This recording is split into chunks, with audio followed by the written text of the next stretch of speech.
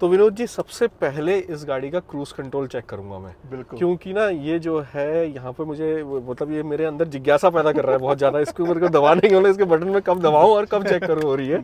तो सबसे पहले इसको हम बिल्कुल, जो इसको है, ट्राई करते अच्छा दर्शक भी जानना चाहेंगे कि ये इसको कैसे एंगेज करते हैं, और मैं भी जानना चाहूँगा कि मैंने अभी तक नहीं करा है। तो आप हमें थोड़ा सा ये बता दीजिए मुझे क्या करना पड़ेगा कुछ इसमें? नहीं है, जैसे एक 5 के बाद स्पीड क्रॉस करता है, आपको क्रूज का बटन दबा देना है, क्रूज लग ठीक, जाएगा बस। अच्छा बस ठीक। ब्रेक दबाओगे तो कैंसिल हो जाएगा। तो गाइस, ये मैंने अपना फर्स्ट गियर खींचा और ये मैंने सेकंड दिया।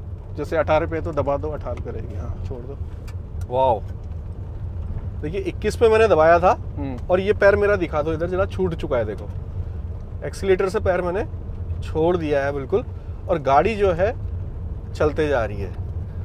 अल्टीमेट चीज लगाई यार आपने। अरे जब चलाओगे ना हाईवे हाँ। पे लंबे लंबे ट्रिप पे, आपको बहुत फायदेमंद बहुत। लगेगा। और ये कैंसिल कब हाँ। होगा? जब मैं ब्रेक दबा दूंगा। या उसी से कैंसिल, बटन से भी कैंसिल हो जाता है। ब्रेक अच्छा। दबाओगे तो कैंसिल हो जाएगा, क्लच दबाओगे तो कैंसिल हो अब मैंने ब्रेक ना खाली टच करा हल्का सा और ये cancel। कैंसिल हो गया। एक बार क्या हुआ कि मैं गया गाड़ी नेक्सॉन अपनी लेके, हैं, और नेक्सॉन की सर्विस कराई और नेक्सॉन सही चल रही थी, सीधी चल रही थी। हाँ। सही का मतलब सीधी चल रही थी। भाई साहब सर्विस कराने के बाद तो टेढ़ी चलने लग गई। अरे अलाइनमेंट का इशू। हाँ, अलाइनमेंट का इशू आ गया। और जब हमने वहाँ बताया उनको कि ये दिक्कत आ रही है अब, तो वो जी जान से लग गए बंदे बेचारे। हाँ। ठीक है, ऐसा नहीं था कि उनने अपनी तरफ से कोई कसर छोड़ी कि इस गाड़ी को सीधा चलाएं। लेकिन रात के 8 बज गए, उनकी छुट्टी 6:30 बजे होती है। 6-7 मैकेनिक रुक गए, लेकिन वो गाड़ी सीधी नहीं चला पाए। अच्छा, कैलिब्रेशन कर लिया, सब कुछ कर लिया, फिर भी सीधी ठीक है? चल रही थी। और मशीन जो है वो बिल्कुल सही दिखा रही है अलाइनमेंट। ठीक है, तो बेचारा सर्विस प्रोवाइडर मुझसे कह रहा है, सर मैं तो कह ही रहा था आपका अलाइनमेंट सही है, मत कराओ। तो क्या इशू ठीक है। निकला बाद में? तो इशू क्या था, मुझे ऐसा लगा कि मैं तो आ गया फिर ना, अब 8 बज गए थे। तो इशू ये निकला कि यार मुझे ऐसा लगा कि उनकी मशीन ही खराब थी। अच्छा। तो वो सही बता रही थी, हाँ। जबकि गाड़ी जो है टेढ़ी भाग रही है। हाँ। ठीक है, फिर मैंने दूसरे दिन बाहर कराया तो उसमें उसने शो कर दिया कि ये गाड़ी इधर को भाग रही है करके, और उसने ठीक करके मुझे दे दिया 5 मिनट में। बताओ, तो ये चीजें हैं, ये छोटी छोटी चीजें है ना आदमी हाँ। को। इतना बड़ा बड़ा ब्रांड हुआ यार, आप इतना टाटा। बड़ा ब्रांड है। अपने इक्विपमेंट को टाइमली अपडेट करना और जो ट्रेनिंग देनी है वर्कर्स को टाइमली जो है वो होना चाहिए। हाँ, अपडेट के साथ। और बाकी चीज़ें तो हमेशा बहुत एक अच्छा एक्सपीरियंस रहा। डीलरशिप सुधर रही है, मुझे ऐसा लग रहा है, क्योंकि जब मैं थोड़ा सा चेंज आया है। हाँ। लेकिन वो वैसा चेंज नहीं चलेगा ना। हाँ। क्योंकि मेन चक्कर क्या है कि गाड़ी आप जब ले लेते हो तो जी। अगर आपको सर्विस अच्छी नहीं मिल रही है हाँ। तो मैं दूसरे बंदों को बोलूंगा गाड़ी अच्छी है लेकिन सर्विस अच्छी है, वो तीसरे चौथे ऐसे लोगों तक बात पहुंचेगी, बिल्कुल है ना। तो अब सर्विस तो ऐसी चीज है जो अवॉइड नहीं कर सकते, आपको सर्विस अच्छी देनी पड़ेगी। अच्छी देनी पड़ेगी। हाँ। क्योंकि गाड़ी लेना ही सब कुछ नहीं होता ना, आगे तो सर्विस चाहिए। अब हम सर्विस मतलब अच्छी, मतलब ये नहीं कह रहे कि तुरंत गए हो गया ठीक हो गया ना। हाँ। वो नहीं, मतलब जितना हमें चाहिए वो सर्विसेज हमें मिलनी चाहिए, वो नहीं मिल रही है। ये थी गाड़ी एक बार बंद हो गई थी, तो क्या रीजन रहा था? यही हुआ था। हाँ। जब मैं यहाँ से देहरादून जा रहा था तो जी। रास्ते में गाड़ी बंद हो गई थी। हाँ। तो होता क्या है कि जो थ्रॉटल बॉडी पेट्रोल गाड़ी में आता है, डीजल में वो अमूमन नहीं होता, लेकिन टाटा ने ये हेक्सा के पास शुरू किया था। हाँ। इसका जो थ्रॉटल बॉडी था वो जाम हो गया था। अच्छा। हाँ। हम्म, तो जिसकी वजह से, जाम होने की वजह से गाड़ी बंद हो गई। बंद हो गई तो थी। बड़ा स्टोरी है, देहरादून से दिल्ली आया, दिल्ली से देहरादून, हाँ। जबकि यहाँ पे दिल्ली में हो सकता था, देहरादून में पार्टी था, फिर यहाँ से नहीं हुआ, फिर वहाँ गया, तो ये दौड़ भाग करनी पड़ी मुझे। अच्छा। तभी मैंने बोला कि बड़ा कोई इशू आता है ना हाँ। तो आपको वहाँ पे दौड़ भाग करनी पड़ती है। That is the problem. सबसे बड़ी सोल्यूशन तो देना ही पड़ेगा, एक हमने गाड़ी खरीदी है वो हर कोई हाँ। देगा, लेकिन जो दौड़ भाग करनी पड़ती है बहुत ज्यादा, वो वहाँ पे ना आपका एक्सपीरियंस खट्टा कर देता है। बिल्कुल, ये बात आपने सही कही। क्योंकि आपको अगर सॉल्यूशन तुरंत मिल जाता तो शायद आप मतलब उसको बहुत ही लाइटली लेते हैं, यार चलो गाड़ी है चल रही है रोड में तो कुछ ना कुछ हो ही जाता है, मतलब कंपनी में।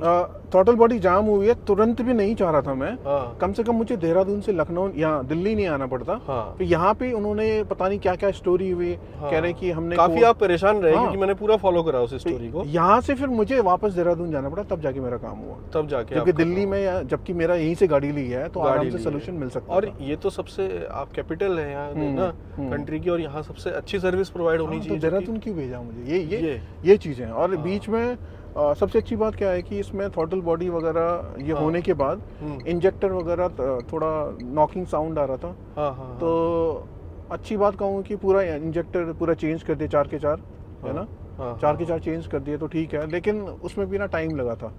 कम से कम मैं सर्विस सेंटर 4 या 5 बार गया हूँ। अच्छा। वो तो मान ही नहीं रहे थे नॉकिंग साउंड है, मैंने प्रैक्टिकल करके दिखाया, सब कुछ करके तब माना, तब जाके इंजेक्टर इसके चेंज हुए। बताइए। और जबकि वो 1 या 2 3 अटेम्प्ट तक हो जाना चाहिए था, इतना मुझे 5-6 बार दौड़ने की जरूरत नहीं पड़नी चाहिए थी। अच्छा, यहाँ पे थोड़ी सर्विसेज ना मुझे लगता है कि सुधार की जरूरत है। ये अंडर वारंटी हुआ होगा? हाँ, वारंटी भी नहीं था तो पूछते भी नहीं भाई ये लोग। हाँ, कोई ये क्या कोई भी नहीं पूछता मैन्युफैक्चरर। हाँ, वारंटी दिया खत्म हो गया तो कह रहा है तू, मैं नहीं जानता तेरे को भाई, कौन है तू? अच्छा भाई ये हर जगह होगा। हाँ। यार नेक्सॉन के साथ ना एक फील तो है भाई, ये ऊंची गाड़ी का जो फील देती है ना, मतलब आपको बाहर से नहीं लगेगा। जो भी अगर मेरे बैठते हैं दोस्त लोग जब बैठते थे कहते थे बाहर से नहीं लगता, लेकिन अंदर बैठ के ये बड़ी ऊंची लगती है। थोड़ा सा फर्क है। हाँ। अच्छा, जब आप ऐसे चलाते हैं स्पोर्ट्स मोड में जैसे मैं चला रहा हूँ इस टाइम पे, तो आपको माइलेज क्या देती है गाड़ी? ऐसा तो मैं बहुत कम ही चलाता हूँ। जिस दिन थोड़ा मूड ऐसा होगा तो 10-15 मिनट के लिए लगा लेता हूँ, तो वो तो कभी चेक करने का मौका नहीं मिला। लेकिन मुझे लगता है कि स्पोर्ट पे 14 से ज्यादा क्या देगी, 13-14 ना, खींचने में गाड़ी को अच्छे से। और प्यार से कितना देती है ये भी बता दो। प्यार से तो देखो मेरा जो मतलब एक मोटिव हो कि मेरे को इससे ज्यादा से ज्यादा माइलेज निकालना है, तो मैं कितना निकाल सकता हूँ? आप सिटी में 20 दे देती है आराम से। हाँ। अगर मुझे ज्यादा से ज्यादा निकालना हो 40-50 की भी रख रहा हूँ। हाईवे पे मैं देहरादून से दिल्ली आते वक्त 150 किलोमीटर में मैंने इसको 30 पे भी रखा है। हाईवे पे 22-23 प्लस मिलता ही मिलता है। अच्छा, 22-23। हाँ, अगर आप स्पीड को 100 के नीचे रखो तो 100 के नीचे रखें तो बहुत अगर निकालना चाहो तो फिर 27-28 तक निकल जाता है प्यार से। लेकिन अब नॉर्मली चलाओ तो 22 प्लस मिलेगा ही मिलेगा आपको। अच्छा। और मैं ये बता दूं, ये BS6 है। BS4 में इससे अच्छा माइलेज है डीजल में। इससे और अच्छा माइलेज है डीजल में। ये BS6 जो बहुत सारा जो कंडीशन वगैरह हुआ ना, इसकी वजह से इसकी माइलेज कम हो गई है। अच्छा। BS4 में फैंटास्टिक माइलेज है। अभी सिटी में आपको BS4 करीब 20-22 दे ही देता है।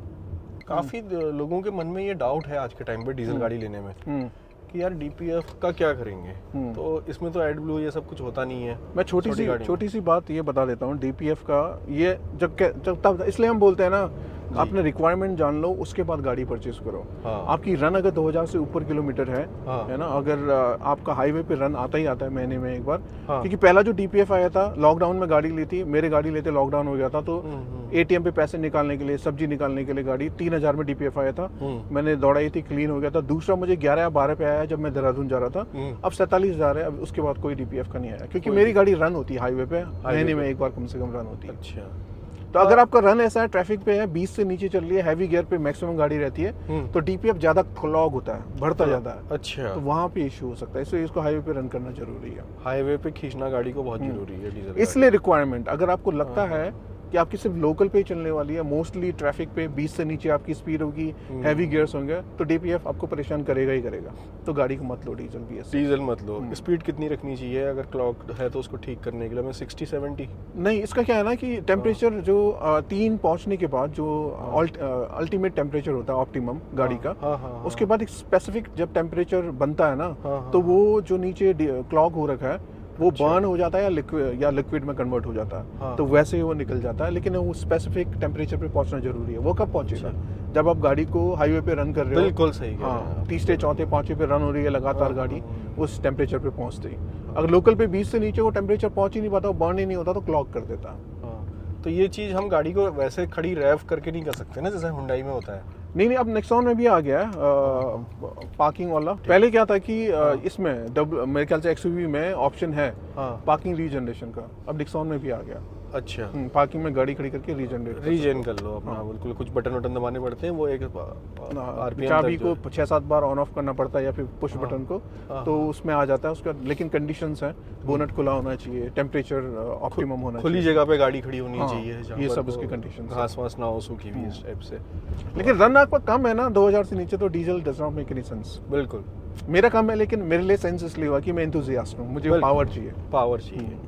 और डीजल ही लेगा जो भी एंथियाज होगा, क्योंकि यार जो चीज डीजल प्रोवाइड करता है ना, उसका अल्टरनेटिव नहीं है। क्योंकि ना उसका बड़ा एग्जांपल देता हूँ। जब हम लोग गए थे वहाँ लद्दाख गए थे जंस्कार होते हुए जी, तो हमारे पास 2 थार थी और एक मेरी ये डीजल थी, एक निक्सॉन पेट्रोल थी।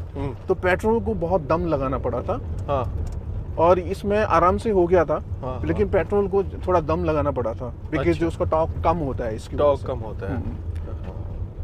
हम लोग भी गए थे जिस समय, तो मैं तो इतना एक्सट्रीम नहीं जा पाया था पेट्रोल लेके, क्योंकि मुझे थोड़ा हम एक्लिमेटाइज नहीं हुए थे और सांस की थोड़ी दिक्कत हो रही थी। अच्छा।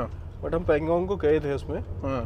तो उस टाइम पे भी थोड़ा चांगला पास को जाते समय और बर्फ पड़ी हुई थी रास्ते में, अच्छा। तो ऑफ रोड था, तो गाड़ी मतलब अच्छा परफॉर्म कर रही थी, वो ऐसा नहीं था। 4 लोगों के साथ अपना जो है, ये नॉर्मल जो रूट आप बता रहे हो ना, कोई इशू नहीं है, कोई इशू नहीं है, कोई इशू नहीं है। लेकिन जब जंस्कार आप ऐड कर देते हो ना, तो वो फिर थोड़ा सा, वहाँ तो रोड ही नहीं है ना, रोड ही नहीं है वहाँ हाँ, पे, वो थोड़ा सा डेडली हो जाता है, वो थोड़ा टफ हो जाता है। तो विनोद जी, आपका बहुत बहुत धन्यवाद, आप चैनल पे आए और आपने इतनी अच्छी अच्छी बातें बताई। मतलब मेरे को लग रहा है कि नेक्सॉन से रिलेटेड हर इशू पे हमने बात कर ली है। अरे आपका शुक्रिया, मुझे मौका दिया आपकी चैनल पे आने हाँ, के लिए। और मुझे ना आपकी गाड़ी देख के बड़ा अच्छा लगा, मेरा मतलब मन था इस गाड़ी को देखने का। 3 साल हो गए हैं, अभी भी नया फील कराती है, अभी भी नया फील कराती एक एक चीज इसकी। हाँ। और अभी हम खराब रास्तों में भी चल रहे थे, आपने जैसे लोग कहते हैं ना यार बाहर से ये करा लोगे तो रेटलिंग नॉइज आ जाएगी, गाड़ी पे कहीं भी कोई ऐसी रेटलिंग नॉइज नहीं है, नहीं है, कहीं से कहीं तक नहीं, ना पिलर पे है ना किसी चीज़ पे है। तो ये चीज़ मुझे बड़ी अच्छी लगी, और आपने गाड़ी चलाने को दी, इसके लिए भी मैं थैंक यू कहूँगा। आप लेके जाओ यार, आप इसको अल्मोड़ा लेके जाओ। तो गाइस, ये था एक छोटा सा एक्सपीरियंस जो कि हमने विनोद जी के साथ मिलके शेयर करा आपके लिए नेक्सॉन डीजल का। और मिलता हूँ आपसे अगले वीडियो में, तब तक के लिए stay safe, keep blessed, bye bye. Thank you, bye bye.